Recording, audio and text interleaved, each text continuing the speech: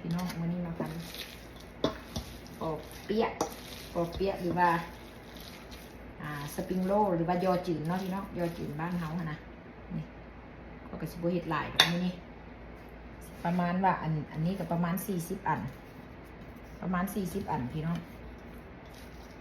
ประมาณนั้นกระชิมีอันนั่นแน่ก็กระชิใส่เผือกแน่เผือกแครอทเนาะแล้วก็ไข่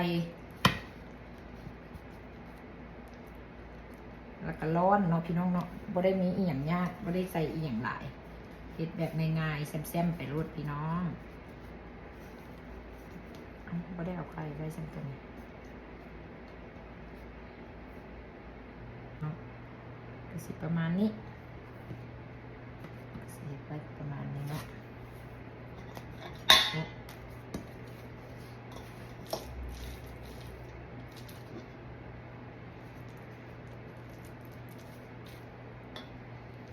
เอ็ดกะเบิดนี่ก็สิมีอยู่40 อันพี่น้อง40 อันเพราะว่าเฮ็ดไว้กับคนบ่มักเฮ็ดไว้เนาะประมาณนี้พี่น้อง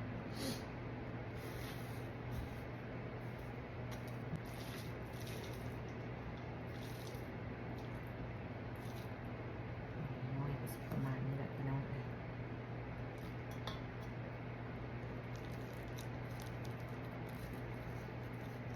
ส่วนหลายก็สิ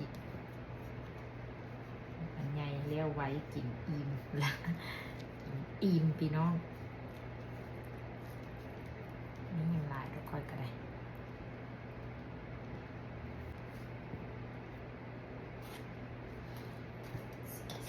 พี่น้อง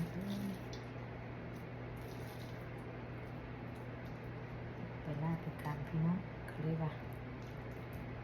ผู้ใดมักจังใดก็ใส่ได้ผู้ใดมักเฮ็ดแบบใส่เฮ็ดหูหมูผู้ใดแบบมักใส่เป็นแบบกระโหลกกระลำก็ใส่ได้เนาะพี่น้องเนาะแล้วแต่ผู้มักเฮ็ด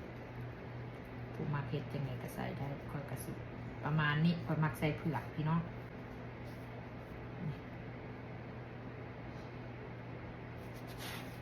เนาะครับค่อยมักใส่เผือกพี่น้องใส่เผือกใส่แครอทเนาะ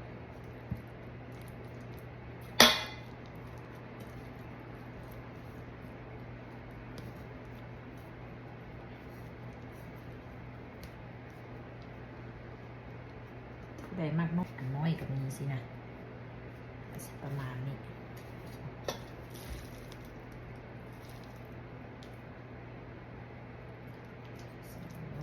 ใส่เส้นร้อนใส่ไข่พี่น้องบ่ได้ยากหรอกง่ายๆแล้วก็พันเข้าไปสิบ่ค่อยอันนั้นแน่เนาะพี่น้อง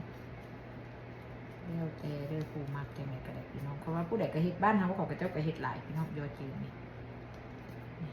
แล้วแต่ผู้มักพี่น้องมือกับสิบโทเก่าบางเทื่อก็ได้จับไปบางเทื่อกับสิน้อยแน่ใหญ่แน่พี่น้องแล้วแต่ว่าซั่นซะเทื่อกับเราจับไปมันก็สิลึงอยู่บางเทื่อจับไปบางเทื่อก็ลึงมือไปเอง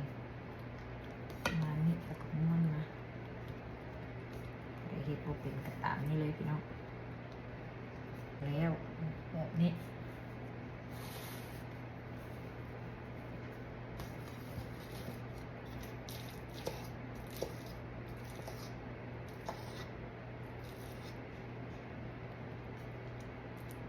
ใส่เผือกมันก็สิออกแบบหอมๆมานะพี่น้อง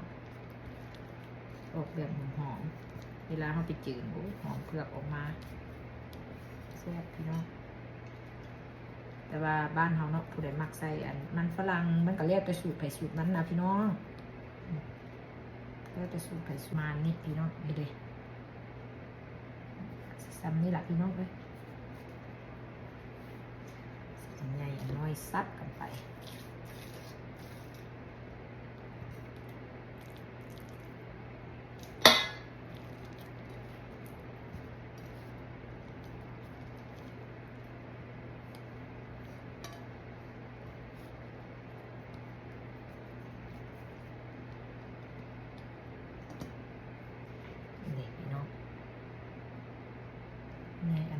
ประมาณนี้เนาะ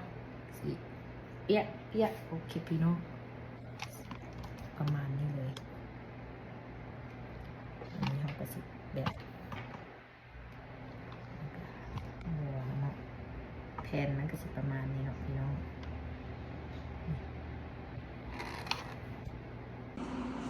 แล้วพี่น้อง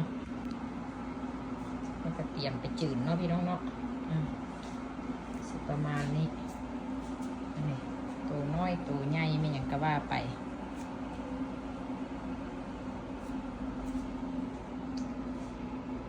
40 อันพี่น้องกระซามนั้น40 อันเนาะกระซามที่คอยเห็ดนะเนาะประมาณนี้ประมาณนี้เนาะพี่น้องถึงแล้วอันนี้ถึงแล้วก็ประมาณนี้อันน้อยอันใหญ่ก็ประมาณนี้พี่น้องนี่โอเค